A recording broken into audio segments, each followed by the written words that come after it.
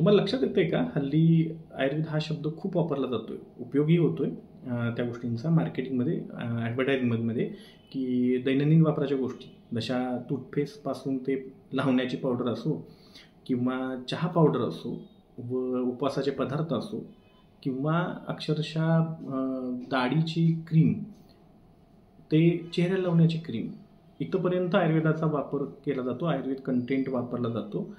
तर या गोष्टीचा एक साधेपणाने विचार केला तरी चालेल आपल्याला, की आयुर्वेदाचा रिझल्ट वाढतोय, आयुर्वेदाचे महत्त्व वाढतंय आणि हे इतक्या मोठ्या कंपन्यांना जर कळतंय तर आपल्या सामान्य लोकांना कळायला काही हरकत नाही आहे. तर मी या विषयावर आज बोलणार आहे की आयुर्वेद ट्रीटमेंट का घ्यावी. नमस्कार, मी सुधाकर शिंगाडे. गेली 16 वर्ष झालं आयुर्वेद प्रॅक्टिस करतोय. तर मी एक साध्या सोप्या शब्दांमध्ये आयुर्वेद ट्रीटमेंट का घ्यावी याच्याबद्दल साधे काही गोष्टी लोकांना सांगणार आहे, ज्या कधीतरी याच्याबद्दल खूप बोललं गेलं नसेल. तर त्यामधल्या काही गोष्टी अशा आहेत की प्रथमतः तरी आयुर्वेद डॉक्टर किंवा आयुर्वेद वैद्य म्हणतो, सामान्यपणे 5-5.5 वर्षांचा कोर्स जो असतो तो त्यांनी केलेलाच असतो, महाविद्यालयामध्ये शिकलेलेच असतात. परंतु विशेषतः बरेच आयुर्वेद डॉक्टर, बरेच आयुर्वेद वैद्य हे गुरुपरंपरेनेही शिकलेले असतात. म्हणजे ते महाविद्यालयीन शिक्षण घेताना किंवा त्यानंतर साईड बाय साईड त्यांनी हे गुरुपरंपरेनं आयुर्वेद शिक्षण पूर्ण केलेलं असतं एखाद्या प्रायव्हेट प्रॅक्टिस करणाऱ्या आयुर्वेद वैद्यांकडं. याची पूर्वापार परंपराही आहे आणि त्याची गरज पण आहे. हा एक विशेष भाग आहे. आयुर्वेद वैद्य ट्रीटमेंट देत असताना सहजतेनं आणि पूर्वापार परंपरेनं इथिक्सनी काही गोष्टी पाळतात. ते म्हणजे आजार जरी एकच नावाचा असेल आणि वेगवेगळ्या व्यक्तींना झाला असेल तर त्यानुसार ट्रीटमेंट बदलते. समजा की एखाद्या व्यक्तीची प्रकृती काय आहे, त्याची ताकद काय आहे, तो कोणत्या व्याधीच्या टप्प्यावर ट्रीटमेंट घेतोय, त्या व्याधीचे काही साईड इफेक्ट म्हणजे दुसरे आजार त्या व्याधीतून झालेत का, तो व्याधी कोणत्या वातावरणात त्या रुग्णाला झाला आहे, तो रुग्ण कोणत्या वातावरणात राहतोय, तो पेशंट कोणते काम करतोय, त्याची आजूबाजूची भौगोलिक परिस्थिती काय, यानुसार त्या आजाराच्या ट्रीटमेंटचं वर्गीकरण करून त्याच्यामध्ये बदल केले जातात. आणि या बदलांमुळं आयुर्वेद वैद्यांक ट्रीटमेंट घेत असताना त्या आजारांमध्ये खूप छान फरक पडत असतो. आता हे ज्या लोकांनी ट्रीटमेंट घेतली त्यांना तर हे माहीत आहे, परंतु हे नवीन लोक जे ट्रीटमेंट घेण्यासाठी विचार करतात की आयुर्वेद ट्रीटमेंट का घेऊ, का जाऊ, त्यांच्यासाठी महत्त्वाचं. आयुर्वेद ट्रीटमेंट देत असताना काही आयुर्वेद ट्रीटमेंटच्या पद्धती वापरल्या जातात आयुर्वेद वैद्यांकडून, डॉक्टरांकडून. तर आता हे लोकांनाही माहीत आहे की औषधं घेणं, पंचकर्म करणं हे जनरली सगळ्यांना माहीत आहे. परंतु त्या व्यतिरिक्त काही पद्धती मी सांगणार आहे की हेतुप्रत्यनिक चिकित्सा, म्हणजे की आजार कोणत्या कारणांनी झाला आहे, त्या कारणांच्या स्वरूपाला बघून आयुर्वेदामध्ये काही ट्रीटमेंट सांगून ठेवलेत. त्याला हेतुप्रत्यनिक चिकित्सा म्हणतात. ती यामध्ये वापरली जाते.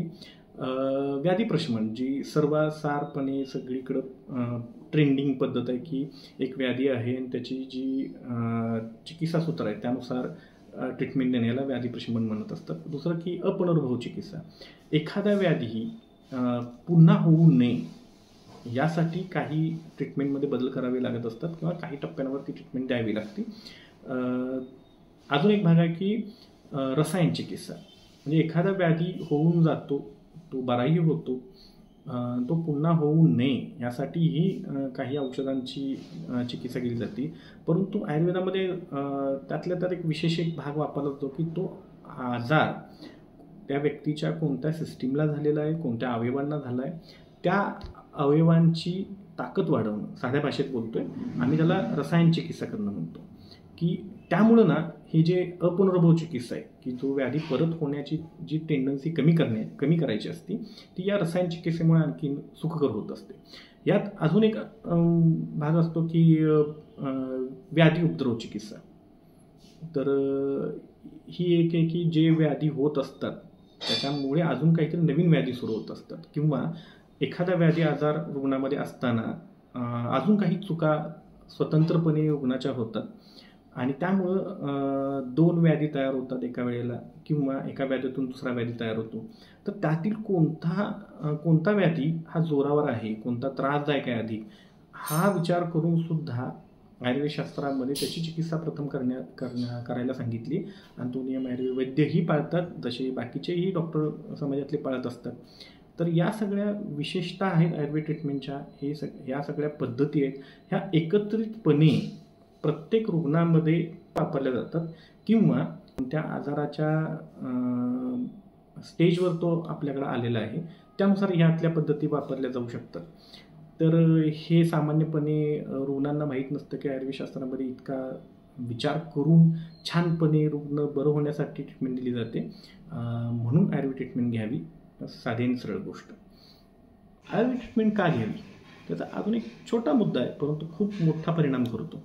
की एखादी ट्रीटमेंट देत असताना एका रुग्णाला वैद्याचा इतकाही अभ्यास असतो की एखादं औषध त्या व्याधीमध्ये त्या रुग्णाला वापरतोय तर त्याच्यासोबत कोणता आहार द्यावा ना, तेही तितकंच ठरलेलं असतं.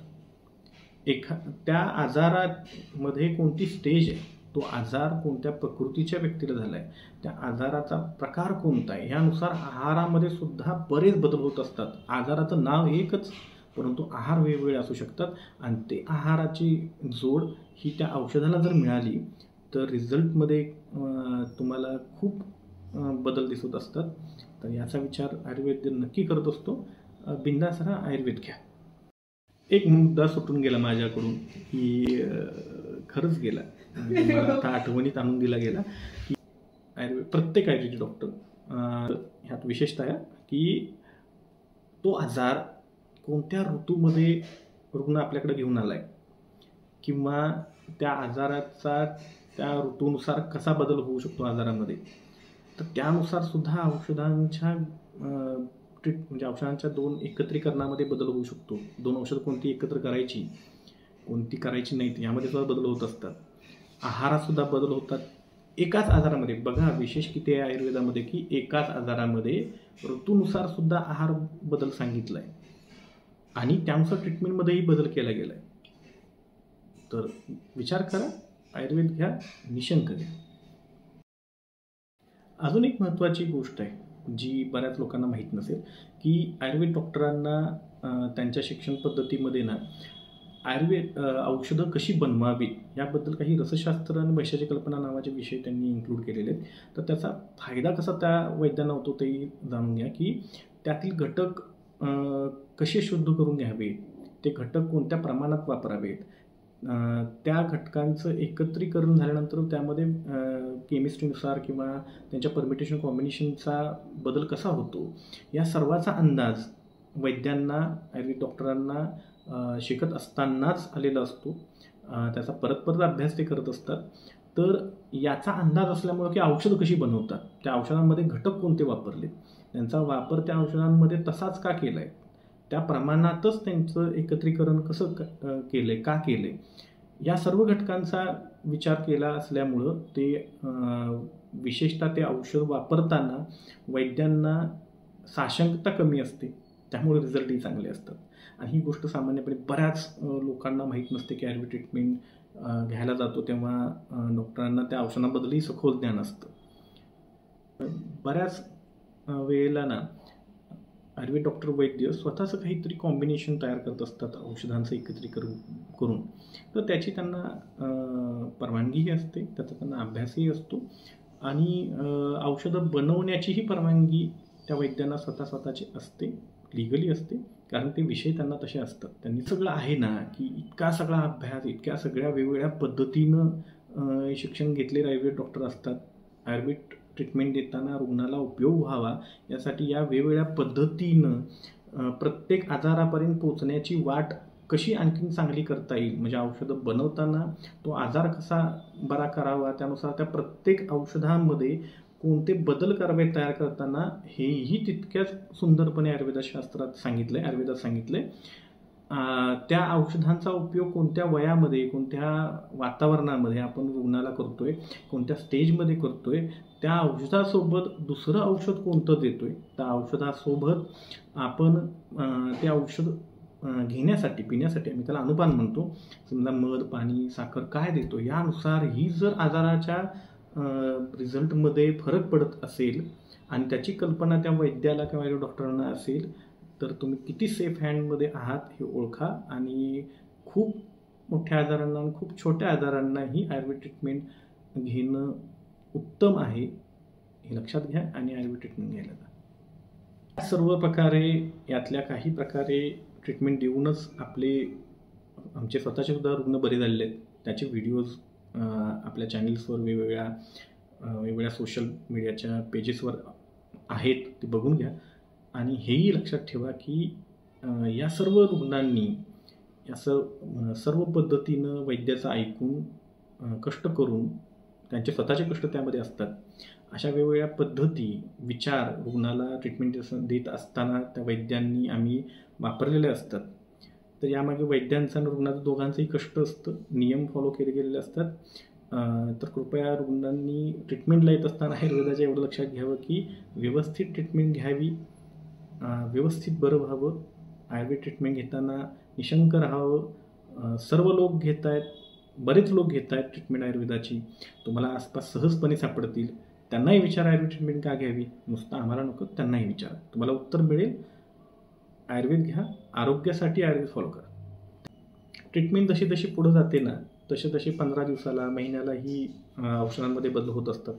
आयुर्वेद वैद्य डॉक्टर त्या रुग्णाला तपासून वारंवार तपासून वेळोवेळी तपासून त्याच्या खाण्यापिण्यामध्ये वागण्यामध्ये आणि औषधांमध्ये जो तो आवश्यक बदल करत असतात. ऋतुमान परत्वे तर मी सांगितलं हा बदल होत असतो औषधांमध्ये. त्यामुळे ना आयुर्वेद ट्रीटमेंट घेत असताना पॅकेज वगैरे नावाचा प्रकार, एकच औषधाचं कॉम्बिनेशन वर्षभर तेच घ्या असले प्रकार नसतात आणि हेच सुंदर आहे. म्हणून आयुर्वेद ट्रीटमेंट घ्यावी. निवांत राहा.